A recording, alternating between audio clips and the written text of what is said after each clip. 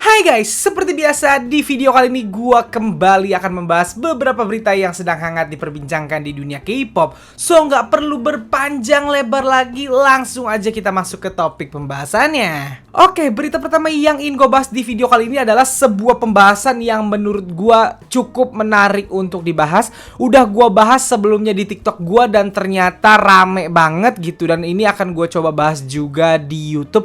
Dan gua minta kalian yang denger pembahasan ini untuk komen nanti di bawah ya.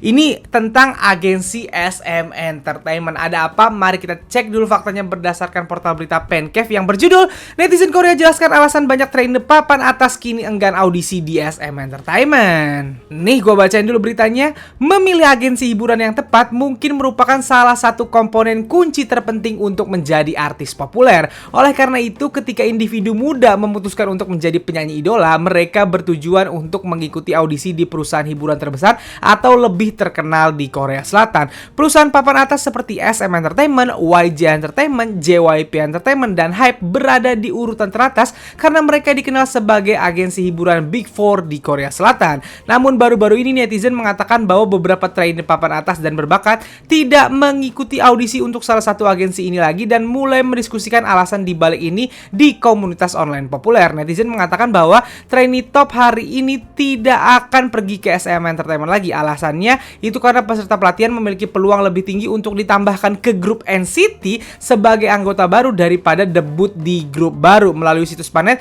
netizen membagikan beberapa pendapat mereka. Yang pertama, jika keterampilanku di atas rata-rata, aku akan pergi ke HYBE. Yang kedua, aku juga sebagai multi-fan, aku sama sekali tidak penasaran dengan anggota baru NCT. Aku hanya ingin mereka memberi kami grup baru. Ini mulai membosankan. Yang ketiga, sial aku kesal karena NCT kita tidak akan bisa melihat boy group baru. Mereka tidak pernah memberi kami boy group hit untuk setiap generasi. SM, kapan kamu akan memberi kami boy group dan lain-lain? Kalian bisa lihat komentarnya di portal berita Pencave ya guys. Nah, jadi itulah isi artikelnya guys. Siap. Jadi gue jelasin dulu ya, kalau buat kalian yang gak nangkep, ini bukan menjelek-jelekan NCT-nya gitu. Ini yang jadi pokok permasalahan atau pokok premisnya adalah katanya ada banyak trainer berbakat yang sekarang udah males, trainer laki-laki ya, yang udah males untuk audisi di SM Entertainment. Nih, gue jelasin dulu. Agensi hiburan itu kan sebenarnya banyak di Korea, kalian semua tahu lah gitu. Dan yang sekarang ada yang besar itu ada 4, SM, YG, JYP, dan juga HYBE Labels. Itu HYBE sekarang juga termasuk agensi gede gitu karena memang mereka punya BTS dan lain-lain. Nah, anak-anak muda di Korea yang pingin jadi idol, tentunya mereka kan akan audisi nih ke agensi-agensi ini gitu. Mereka akan audisi di semua agensi kalau bisa gitu, atau di agensi yang menurut mereka cocok sama mereka atau yang mereka idam-idamkan dari kecil gitu.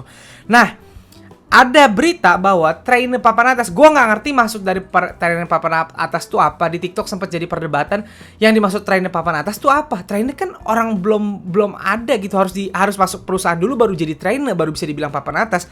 Mungkin yang dimaksud trainer papan atas atau trainer berbakat adalah gini, orang-orang yang sebelum masuk trainer, sebelum masuk audisi ke agensi, sebelum di audisi adalah orang-orang yang udah sekolah seni dulu. Kan banyak yang kayak gitu. Kita tahu sekarang beberapa idol itu adalah sebelum dia trainer dia udah sekolah musik, atau dia sekolah dance, atau dia gabung di komunitas dance tertentu, atau dia adalah penyanyi cilik dari kecil, atau dia tadinya adalah aktor cilik kayak gitu-gitu. Mungkin itu yang disebut dengan trainer papan atas mungkin ya. Itu cuman tebakan gua aja gitu.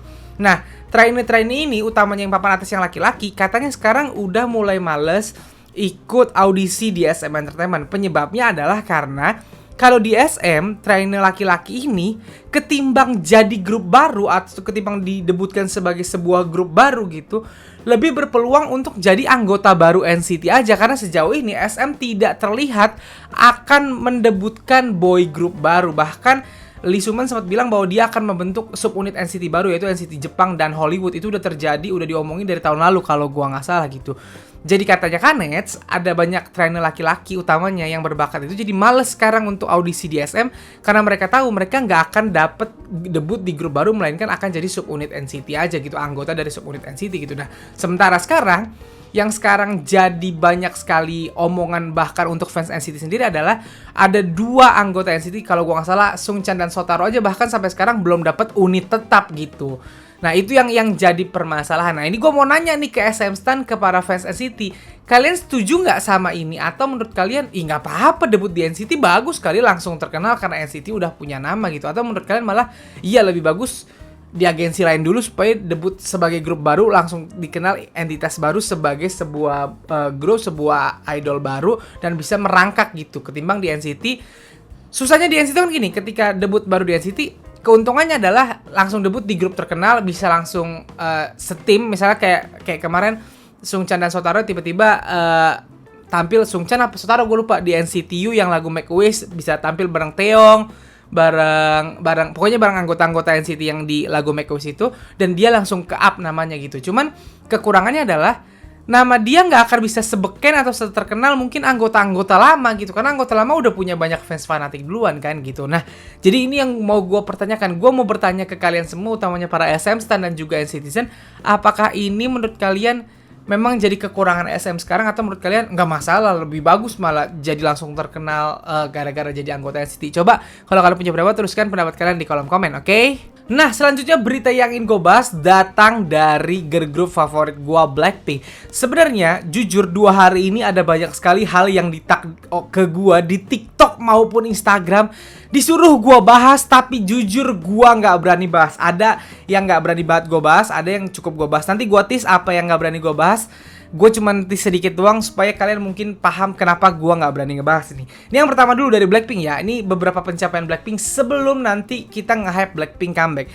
Yang pertama, MV Ready for Love kemarin itu ternyata memecahkan rekor dengan 15,7 juta tampilan dan juga 2,5 juta like dalam 24 jam pertama. Dan itu berhasil menjadi rekor baru, padahal ini bukan comeback utamanya Blackpink, oke? Sekali lagi gue kasih tahu, ini bukan comeback utamanya Blackpink. Comeback utamanya Blackpink mah nanti di bulan Agustus. Itu kemarin itu cuman kolaborasi mereka sama PUBG, dan bahkan lagu itu adalah lagu yang udah di spoiler dari beberapa tahun yang lalu gitu. Banyak Blink yang sudah hafal bahkan setengah dari lagunya gitu. Jadi lagi-lagi kita kelihatan kan kalau Blackpink ini bahkan hanya dengan lagu seperti itu aja mereka udah jadi likes tertinggi, jadi viewers tertinggi di tahun ini gitu. Hanya dengan lagu yang sebenarnya cuman kolaborasi. Itu yang pertama. Yang kedua, yang diminta bahas ke gua adalah bahwa ada penggemar yang protes Jennie Blackpink tak dapat bagian rap di Ready for Love meski adalah seorang main rapper. Yap, berita ini bahkan sampai masuk portal berita Pencave, dan gak akan gue bacain beritanya seperti apa. Tapi gue tahu ini kenapa, karena gue juga di-tag di Twitter soal ini dan gue lihat perdebatan itu gitu. Dan gue berkali-kali bilang bahwa gue susah, jujur ya, gue sekarang udah nggak ada lagi keinginan gue untuk ngebantah atau ngasih tahu ke fansnya Blackpink gitu. Maksud gue ini udah bertahun-tahun, Blackpink bahkan udah di tahun ke-6, bukan di tahun pertama, kedua, ketiga lagi, udah di tahun ke-6. Tahun depan adalah tahun ke-7 atau tahun terakhir Blackpink sebelum akhirnya mereka milih perpanjang kontrak atau bubar gitu. Karena tahun depan adalah tahun terakhir ya, udah tahun ke-7 gitu. Nah maksud gue hal ini masih terjadi. Ini kan hal yang sama seperti yang pernah terjadi di 2020, utamanya di era Ice Cream kan, dimana Jennie tidak dapat part rap dan akhirnya ada yang protes dan lain-lain gitu. Nah gue nggak berani gue ngasih apa sih, ngasih saran atau apa gitu. Terserah kalian aja, bebas. Kalau gue mah terserah kalian deh. Maksudnya kalian udah pada gede menurut gue gitu. Dan Blink jumlahnya pasti udah jauh lebih banyak daripada zaman-zaman How You Like That. Blackpink tuh tiap tahun pasti fansnya bertambah gitu. Jadi gue cuman bilang bahwa comeback Blackpink kali ini adalah comeback Blackpink yang sudah kalian tunggu hampir 2 tahun loh. YG tidak meng-comeback-comebackkan Blackpink hampir 2 tahun. Blackpink adalah mungkin satu-satunya girl group aktif yang bisa nggak comeback selama ini gitu. Jadi comebacknya di Agustus nanti adalah comeback spektakuler yang udah ditunggu-tunggu. Bukan cuman buat Blink yang OT4 ataupun OT3, OT2 ataupun kalian yang cuman OT1 gitu. Ini adalah pesta pora di mana idol kalian akhirnya benar-benar mengeluarkan kekuatan terbaik mereka gitu. Dan jangan sampai gara-gara hal-hal seperti ini akhirnya dukungan terhadap Blackpink jadi berkurang. Sekali lagi gue kasih tau ya, gue yakin 1000% kalau misalnya fans Blackpink itu, misalnya aja fans Blackpink itu di tahun 2020 itu jumlahnya 50 juta misalnya, gue yakin di tahun 2022 ini sekurang-kurangnya ada 70 juta. Gue yakin akan nambah banyak banget jumlah anak yang tadinya belum kenal K-pop, jadi ada nambah, yang tadinya belum kenal Blackpink jadi nambah, jadi kenal Blackpink gitu. Dan gue yakin kalau misalnya lu mau memecahkan rekornya How You Like That di 2 tahun yang lalu, inilah saatnya gitu. Dan gue cuma ngasih tahu bahwa ini adalah comeback yang udah kalian tunggu-tunggu sebenarnya. Even kalian fans OT4 3, 2, 1 atau apapun itu gitu. Jadi jangan sampai hal-hal begini jadi pemberantem. Gue cuma bilang kayak gitu aja. Dan apapun hasilnya nanti, lagu yang keluar seperti apapun, itu udah persetujuan 4 member Blackpink gitu. Mereka udah kayak oke, deal gitu. Kalau misalnya dia pingin atau misalnya jadi pengen punya part rap, pastilah dia bisa ngomong selama rekaman sama Teddy, gue mau dong ada part rapnya, mungkin akan seperti itu gitu. Jadi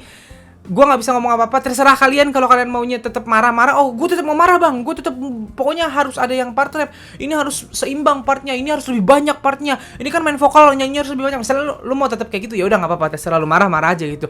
Toh lu berantemnya sesama Blink juga gitu. Tapi gue ngingetin aja bahwa ini adalah comeback yang udah kalian tunggu-tunggu hampir 2 tahun. Jangan sampai gara-gara berantem sesama fans dalam satu grup gitu, even lu OT1 sampai OT4, akhirnya bias lu nggak dapet pencapaian yang harusnya bisa dia dapet. Itu sih yang gue ingetin. Nah, selanjutnya yang ingin gue bahas adalah masih dari Ready for Love. Ya kalian tahu MV Ready for Love itu animasi, ya gue nyebutnya animasi ya, gue nggak tahu sebutan aslinya apa, animasi. Dan di TikTok utamanya, aduh gue ditak banyak banget keributan bahwa senggol-senggolan sama fans dari grup lain gitu. Gue diminta bahas, dan jujur gue nggak akan bahas di sini. Gue cuma ngasih tau doang. Gue disuruh bahas, tapi gue minta maaf banget buat kalian. Gue nggak akan bahas karena segimanapun gue bahas, sebagus apapun bahasa gue membahas, ini lapak akan jadi lapak war. Seapapun gue bahas, seobjektif apapun, seberusaha gue untuk ngomongnya dengan baik, pasti akan tetap jadi lapak war. Jadi gue memutuskan untuk tidak bahas.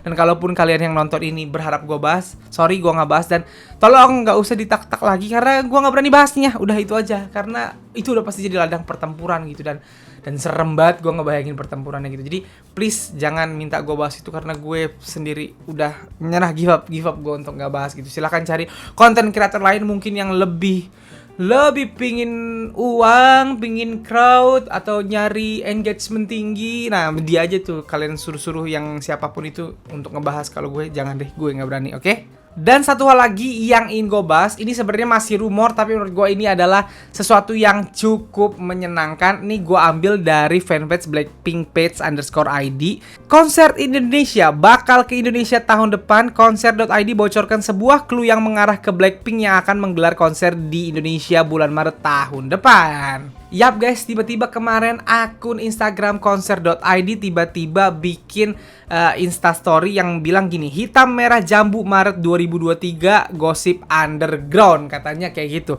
Nah, konser.id ini adalah salah satu akun Instagram yang sering men-spill atau mengumumkan secara langsung bahwa ada konser internasional yang akan datang ke Indonesia. Dan dia dapat bocoran bahwa hitam merah jambu, udah jelas itu adalah Blackpink, katanya Maret 2023. Dan kalau gue pribadi, gue cukup percaya. Seenggak-enggaknya kalau nggak Maret, ya berarti deket-deket Maret, entah April, entah bisa lebih cepet Februari gitu.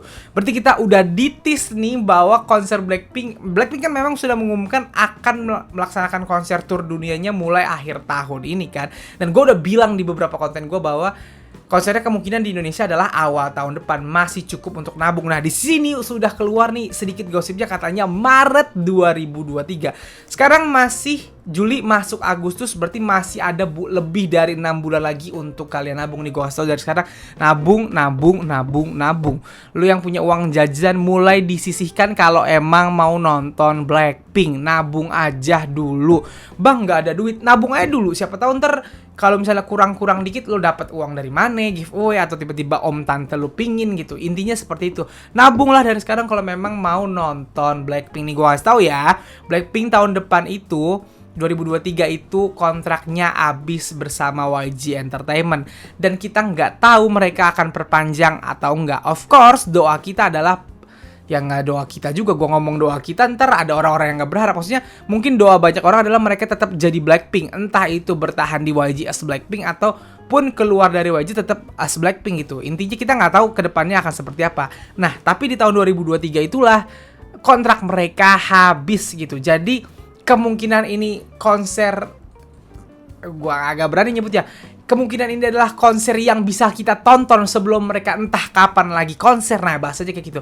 Ini adalah konser yang mungkin banget bisa kita tonton sebelum mereka entah kapan lagi konser gitu. Jadi nabung, dan nabung. Nih gua kasih tahu dari sekarang. Nabung, kalau misalnya, bang, gue nggak bisa nabung, uang jajan gue sedikit gitu. Apa gue cari kerja tipis-tipis aja, bang? Nggak apa-apa, cari kerja tipis-tipis. Jualan apa? Kayak lu jualan bikin di rumah, bikin bakwan, jualan bakwan di sekolah, kayak kalau emang mau nonton gitu. Nggak salah kalau misalnya lo berusaha untuk nonton gitu. Itu adalah sesuatu yang keren, malah itu sesuatu yang gue apresiasi gitu. Tandanya lo untuk mendapatkan apa yang lo mau, lo kerja dulu, keren gitu. Jadi mulai dari sekarang masih ada waktu. Maret berapa itu? Lebih dari 6 bulan, 7 bulan kayaknya, 7 bulan, 8 bulan bahkan gitu. Jadi semangat untuk nabungnya. Oke, Blink, masih ada waktu banget. Dan gue yakin konser Blackpink di Indonesia tuh gak bakal sehari, 2 hari, bahkan mungkin nanti bisa 3 hari gitu. Karena gue yakin udah 2 tahun pandemi, udah banyak banget yang kangen dan pingin konser Blackpink datang ke Indonesia gitu. Jadi kayaknya kuota tiketnya akan banyak. Dan apalagi JIS udah jadi, Jakarta International Stadium, yang kapasitasnya sangat gede. Ya sangat mungkin deh kita dapat tiket kayaknya di tahun depan gitu. Jadi sekali lagi nabung, dan nabung. Excited kan? Abis ini kita fokus, besok udah bulan Agustus, kita fokus kepada comebacknya Blackpink. Dan konten gue di bulan Agustus sekali lagi mungkin akan banyak Blackpink, karena Blackpink akan comeback, bias gue akan comeback gitu.